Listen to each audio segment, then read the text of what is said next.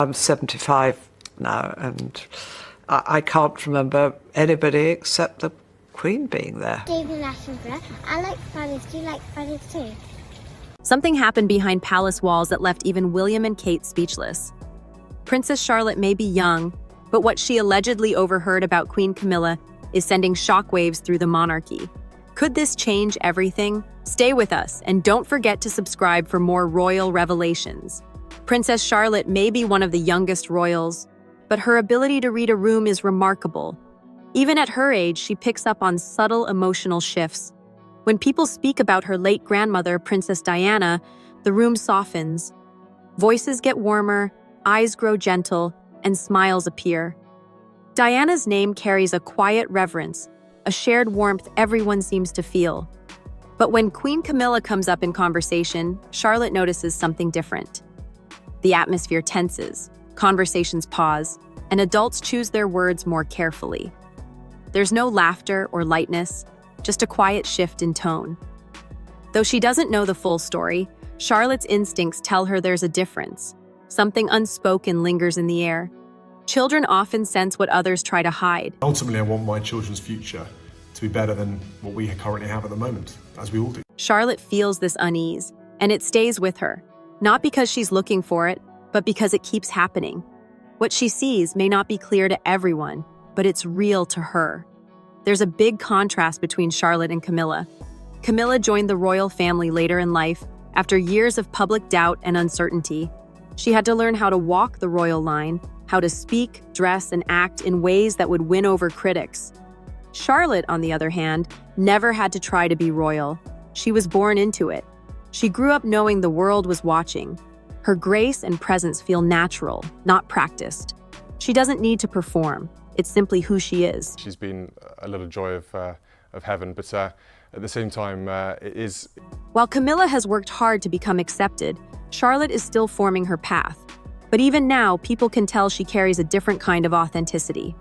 Her connection to Princess Diana only deepens that perception. The public sees in her a reflection of someone they deeply loved, someone whose memory still shapes the monarchy today.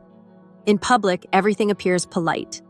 Prince William and Queen Camilla share formal smiles.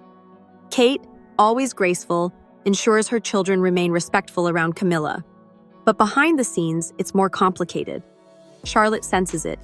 She watches how Camilla interacts, not just with her, but with others. During major royal events like Trooping the Color, Camilla is seen being affectionate with her own grandchildren. She laughs with them, touches their shoulders, holds their hands. But with George, Charlotte, and Louis, the connection seems thinner. The moments are shorter, the smiles more restrained. It's not outright coldness, but it's clear who she feels more relaxed around. I can't mimic voices for love or money. I'm completely hopeless at it. Charlotte isn't angry, she just notices. And in her quiet way, she starts keeping a bit of distance. Her instincts are telling her something that even grown-ups struggle to express. It was during a Christmas carol service at Westminster Abbey that Charlotte's feelings seemed to surface. The atmosphere was festive, decorations sparkled, choirs sang, and the entire royal family gathered in harmony. But observant eyes noticed something subtle. While King Charles doted on his grandchildren with visible warmth, Camilla remained emotionally distant. Charlotte, usually composed and open, stayed close to her parents. Her eyes didn't wander toward Camilla. No dramatic scenes, no confrontation, just space. Intentional, quiet space. It was a small moment, one that could easily be missed, not through her words, but through her choices. The group of youngsters who were left behind, I suspect there was an argument about who got the rocky. One day in the palace, something happened that no one saw coming. While walking with her parents through a long corridor lined with family portraits, Charlotte stopped abruptly. "I want to show everyone who Queen Camilla really is." William and Catherine were stunned. This wasn't just a child making a comment. Her voice was steady. "Seriously." Catherine gently asked what she meant. Charlotte revealed she had overheard something private. She didn't mean to, but she heard enough to worry her. Camilla, in a conversation not meant for young ears, had compared King Charles and William. She allegedly suggested that Charles should continue ruling as long as possible, implying William wasn't quite ready. Charlotte remembered every word. Her parents were silent. William's face tensed. Catherine tried to explain that people sometimes speak without thinking, but Charlotte stood firm. Her words weren't coming from rebellion, they came from deep concern. Relationships comes out so strongly through that. It's really powerful. And do you feel... After that day, something shifted in the palace. There was no official statement, no public acknowledgement, but the energy changed. Behind closed doors, conversations became more cautious. Camilla remained composed in public, but in private, tension lingered. Charles's health had already become a sensitive subject. Now, with Charlotte's revelation, the pressure quietly mounted. Was Camilla worried about her role changing? Was she holding on tighter than anyone realized? Charlotte didn't bring it up again. She returned to her books, games, and schoolwork, but her words echoed. Even at 9 years old, she had stirred something powerful, and no one could forget it. To the public, Queen Camilla is known for her quiet charity work. She visits schools, supports literacy campaigns, and meets with survivors of difficult situations. She rarely seeks the spotlight, but always shows up with calm composure. She's respected, admired even. Her recent public appearances, from the Chelsea Flower Show to her support during Charles's health challenges, have earned her quiet praise. But to Charlotte, the picture isn't complete. Camilla may appear graceful and strong, but something about her feels distant. Charlotte isn't criticizing her. She simply sees the gaps between how someone appears in public and how they make others feel in private.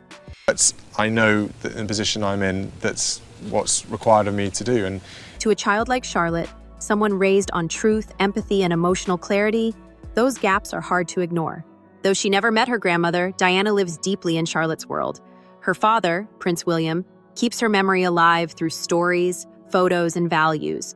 Charlotte has learned that kindness isn't weakness, that warmth matters more than formality, and that a royal's job isn't to look important, it's to make people feel seen.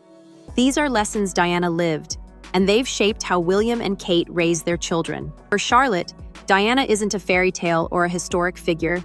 She's a guiding light. Her story influences how Charlotte views herself and the people around her. The environment Charlotte is growing up in is very different from past generations. William and Kate are intentional in how they parent. They create a home filled with emotional openness and normal routines. Because I knew in the end, people will get fed up and all these young feel nothing is ever happening. The children go to school, help in the kitchen, and enjoy quiet movie nights. They're taught to share their feelings and listen to others. It's a blend of tradition and tenderness. This is why Charlotte has such sharp instincts. She's learning to think, feel, and express herself, all while growing up under the public eye. This balance helps her navigate moments like the one with Camilla, not with anger, but with understanding. Within the palace walls, two very different figures move quietly but powerfully, Queen Camilla and Princess Charlotte. On the surface, they're separated by age, role, and history. But at their core, they each represent contrasting energies within the royal family, one rooted in tradition, the other blossoming into change. Camilla's power is subtle. She doesn't command attention, but she holds her place with quiet dignity. it came about from a desire to see more change. Over the years, she has built a reputation for being dependable, discreet, and calm under pressure. She doesn't make bold speeches or grand gestures.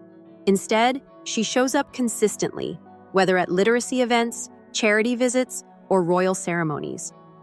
That consistency has earned her respect, if not always affection. Her presence beside King Charles is steady, like a calm tide that never crashes but is always there. She doesn't need to be the center of attention to feel purposeful. Instead, she supports the monarchy by ensuring there's always a steady figure at the helm, even when times are uncertain. Her strength is patience. Her influence is built brick by brick, moment by moment, rarely making headlines but never going unnoticed. Charlotte, on the other hand, radiates a different kind of presence. It's not about experience, it's about emotional intelligence. It's opening another chapter in my life, and certainly William's, but he's ready for it. Where Camilla leads with caution, Charlotte leads with intuition. She listens deeply, watches quietly, and responds with a clarity that surprises those around her. Though young, her sense of right and wrong, of real versus rehearsed, is unusually sharp. She may not yet hold a royal title with responsibilities, but the influence she carries already stirs interest across generations. Her power doesn't come from age, title, or tradition. It comes from authenticity. That kind of power isn't taught. It's felt. Camilla has learned to move in silence, to do good without demanding recognition. Her charitable work speaks for itself. She comforts cancer patients, visits schools, and stands in for Charles when he needs rest. She's the image of graceful endurance. But Charlotte? She doesn't stay quiet when something feels wrong. Her honesty is unfiltered, not polished by decades of royal protocol. I wouldn't mind your job. I'd be delighted. Try it any time they like. This contrast creates a quiet tension. In public, they are cordial. They stand near each other, pose for photos, and attend the same ceremonies.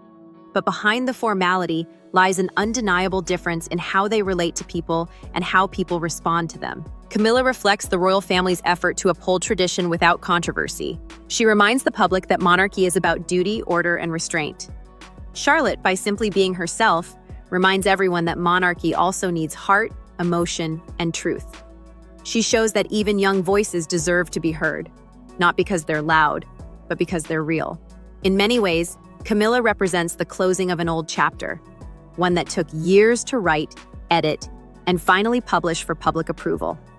Charlotte, meanwhile, is just beginning to write her story, and already it's clear she's not following anyone else's script.